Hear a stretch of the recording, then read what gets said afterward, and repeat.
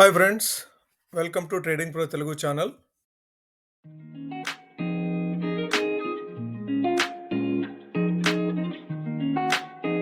Hello friends, మీరు stock మార్కెట్లో active player కనుకైతే MSCI గురించి మీరు వినే ఉంటూ ఉంటారు. ముఖ్యంగా ఎంఎస్సిఐ రీబ్యాలెన్సింగ్ అని, ఎంఎస్సిఐ ఇండెక్స్ ఇంక్లూజన్స్ అని, ఎంఎస్సిఐ ఇండెక్స్లో ఎక్స్క్లూజన్స్ అని, ఎంఎస్సిఐ రివ్యూ లాంటి వార్తలు మీరు తరచుగా వింటూ ఉండే విషయాలు. అయితే ఈ ఎంఎస్సిఐ అంటే ఏమిటి? ఇది మన ఇండియన్ మార్కెట్తో ఏం పని? ఇది మన ఇండియన్ మార్కెట్లకు సంబంధించి ఏ విధమైన రోల్ ప్లే చేస్తుంది? వీటన్నిటి వివరాలు కూడాను ఈ వీడియోలో పూర్తిగా తెలుసుకునే ప్రయత్నం చేద్దాం. అసలు ఎంఎస్సిఐ అంటే ఇది ఒక అమెరికా కంపెనీ. ఇది ఏం చేస్తుంది అనే కథను పూర్తిగా అర్థం చేసుకోవాలంటే మనం కొన్ని దశాబ్దాల వెనక్కి వెళ్ళాలి. 1960ల్లో ప్రపంచంలో స్టాక్ మార్కెట్లు వేగంగా డెవలప్ అవుతూ ఉన్నాయి. అమెరికా, యూరోప్, జపాన్ వంటి దేశాల్లో పెట్టుబడులు విపరీతంగా పెరుగుతూ ఉన్నాయి. కానీ ఒక పెద్ద సమస్య ఉంది. ఒక దేశంలోని మార్కెట్ను ఇంకో దేశంలోని మార్కెట్ తోటి పోల్చడానికి సరైన ప్రమాణాలు ఏమీ లేవు. అప్పుడు మోర్గాన్ స్టాన్లే అనే ఒక ప్రముఖ ఇన్వెస్ట్మెంట్ బ్యాంకు క్యాపిటల్ ఇంటర్నేషనల్ అనే సంస్థతో కలిసి ఒక గ్లోబల్ ఇండెక్స్ సిస్టమ్ని అభివృద్ధి చేయడం జరిగింది. తర్వాత అది కాలక్రమేణా ఎంఎస్సిఐ అంటే మోర్గాన్ స్టాన్లీ క్యాపిటల్ ఇంటర్నేషనల్ రెండు కంపెనీస్ కలిసి ఎంఎస్సిఐగా ఫామ్ అయినాయి. కాలక్రమేణా ఎంఎస్సిఐ ప్రపంచంలోని అత్యంత ప్రభావవంతమైన ఇండెక్స్ ప్రొవైడర్లో ఒకటిగా ఎదిగింది. అయితే మనలో చాలా మంది కూడాను ఒక విషయాన్ని తప్పుగా అర్థం చేసుకుంటూ ఉంటాము.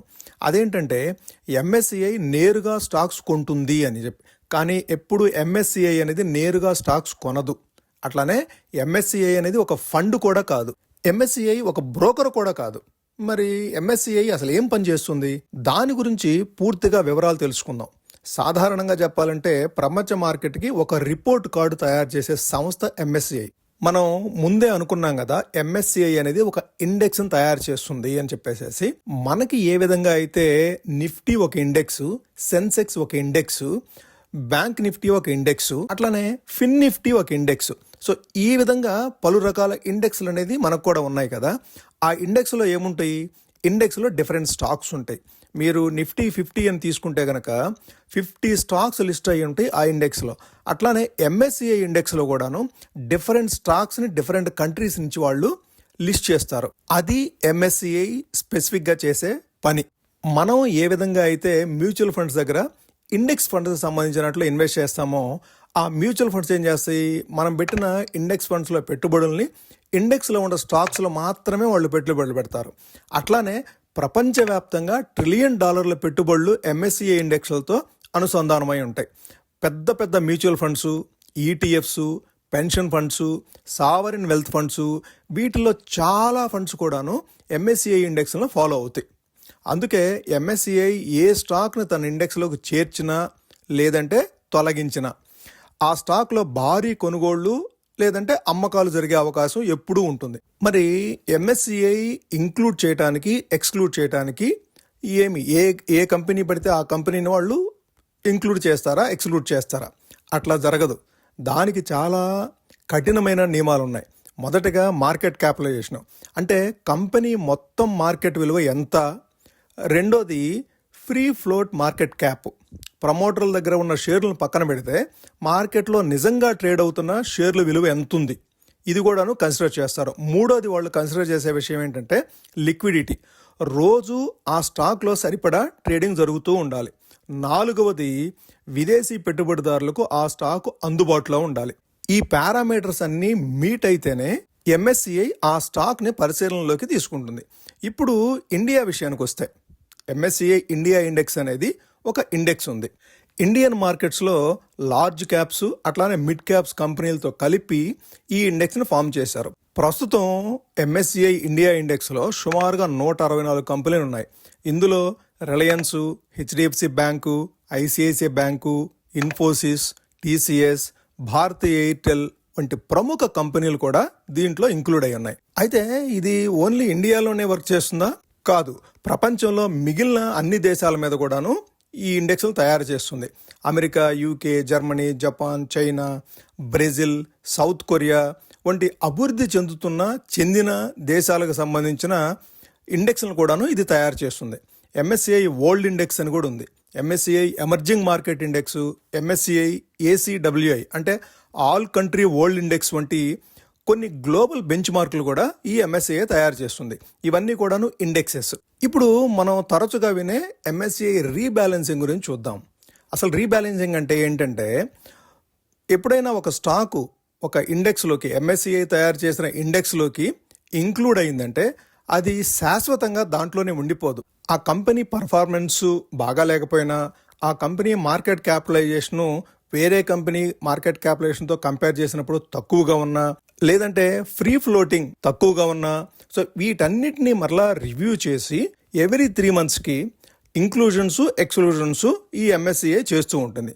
సాధారణంగా ఇది ఫిబ్రవరి, మే, ఆగస్ట్, నవంబర్ నెలల్లో క్వార్టర్లీ రివ్యూస్ జరిపి ఏ కంపెనీలు కొత్తగా ఇంక్లూడ్ చేయొచ్చు, ఏ కంపెనీలను ఎక్స్క్లూడ్ చేయొచ్చు, ఒక లిస్టు తయారు చేసి పబ్లిష్ చేస్తారు. సో ఈ ఇంక్లూజన్స్ ఎక్స్క్లూజన్స్ జరిగినప్పుడు మన మార్కెట్లో కొంత చిన్న డ్రామా జరగడం చూస్తూ ఉంటాము. అదే మనకి ఫ్రైడే 29th May 2026 జరిగింది. అదే లాస్ట్ హాఫ్ అన్ అవర్లో మార్కెట్ 200 పాయింట్స్ క్విక్గా ఫాలో అవడానికి ముఖ్యమైన కారణం ఏంటంటే ఎంఎస్సిఐ రీబ్యాలెన్సింగ్లో భాగంగా కొన్ని స్టాక్స్ని ఎక్స్క్లూడ్ చేయటం, కొన్ని స్టాక్స్ని ఇంక్లూడ్ చేయటం. ఓకే, సో దీంతో మన మార్కెట్లో ఇట్లాంటి కుదుపులు వస్తూ ఉంటాయి. మనం ఇందాక అనుకున్నట్టుగా ఎంఎస్సిఐ అనేది డైరెక్ట్గా కొందు, కానీ ఎంఎస్సిఐ ఇండెక్స్ని ఫాలో అయ్యే మ్యూచువల్ ఫండ్స్ కానీ, ఈటీఎఫ్ కంపెనీస్ కానీ, పెన్షన్ ఫండ్స్ కానీ, ఇవన్నీ ఈ ఇండెక్స్లో ఇంక్లూడ్ అయినవి ఎక్స్క్లూడ్ అయినవి వాళ్ళు ఫాలో అవ్వాలి. వాళ్ళు ఎక్స్క్లూడ్ అయిన వాటిని వాళ్ళు అమ్మేసేయాలి, ఇంక్లూడ్ అయిన వాటిని వాళ్ళు కొనుక్కోవాలి. సో ఈ అడ్జస్ట్మెంట్స్ తోటి మన మార్కెట్లో చిన్న కుదుపులు వస్తూ ఉంటాయి ఆ రీబ్యాలెన్సింగ్ న్యూస్ వచ్చినప్పుడు. అయితే ఇక్కడ మనం ఒక విషయం మాత్రము గుర్తుపెట్టుకోవాలి. ఎంఎస్సిఐ ఇండెక్స్లో ఒక కంపెనీ చేరింది అంటే ఖచ్చితంగా అది మంచి కంపెనీ అనే. ఒకవేళ ఎంఎస్సిఐ ఇండెక్స్ నుంచి ఏదైనా కంపెనీ ఎక్స్క్లూడ్ అయిందంటే అది చెడిపోయిన కంపెనీ అనే కాదు. ఈ ఎక్స్క్లూజన్స్ కానీ ఇంక్లూజన్స్ కానీ ఎక్కువగా market capitalisation, free floating, liquidity and index methodology ఆధారంగా జరుగుతుంది తప్ప ఆ కంపెనీ మంచిదా చెడ్డదా అనే దాన్ని బట్టి మాత్రము ఎక్స్క్లూజన్స్ ఇంక్లూజన్స్ జరగవు. కాబట్టి మీరు ఎంఎస్సిఐలో ఇంక్లూడ్ అయింది కాబట్టి ఆ కంపెనీని మనం కూడా కొనేద్దాము, అది మంచి కంపెనీ అనే భావనలో మాత్రం ఉండొద్దు. అయితే ఇంక్లూడ్ అయిన కంపెనీలోకి మిలియన్స్ ఆఫ్ డాలర్స్ వస్తాయి. ఎందుకంటే ఈ పెద్ద పెద్ద ఇన్వెస్టర్లు అందరూ కూడాను ఆ ఫండ్స్ దాంట్లోకి ఫ్లో చేస్తారు. అట్లానే ఎక్స్క్లూడ్ అయిన కంపెనీలోంచి కాస్త పెట్టుబడులు ఉపసంహరణ అనేది జరుగుతుంది. అంటే ఆ కంపెనీని వాళ్ళు వాళ్ళ పోర్ట్ఫోలియోలోంచి తీసేస్తారు, అంటే అమ్మేస్తారు. కాబట్టి ఫండ్స్ అయితే ఫ్లో అవుతాయి కొన్ని కంపెనీస్లోకి, కొన్ని కంపెనీస్లోంచి ఫండ్స్ విత్డ్రా అవుతాయి. ఈ యాక్టివిటీ మాత్రమే జరుగుతుంది. ఓకే, సో అంతవరకే మనం దాన్ని అబ్జర్వ్ చేయాలి. ఇది ఓవరాల్గా ఎంఎస్సిఐ గురించి మీకు పూర్తిగా ఒక అవగాహన వచ్చిందని అనుకుంటున్నాను.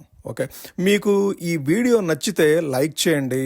అట్లానే ఇది మీ ఫ్రెండ్స్కి కానీ, కొలీగ్స్కి కానీ, రిలేటివ్స్కి కానీ యూస్ఫుల్ అవుతుంది అనుకుంటే, ఎంఎస్సిఐ గురించి ఎవరికైనా తెలుసుకోవాలి అనుకున్న వాళ్ళకి ఈ వీడియోని ఫార్వర్డ్ చేయండి. అట్లాగే మీరు ఇప్పటివరకు ఛానల్ని సబ్స్క్రైబ్ చేయకుండా చూసినట్లయితే ఛానల్ని సబ్స్క్రైబ్ చేసి మమ్మల్ని ఎంకరేజ్ చేయండి ఫ్రెండ్స్. Thank you.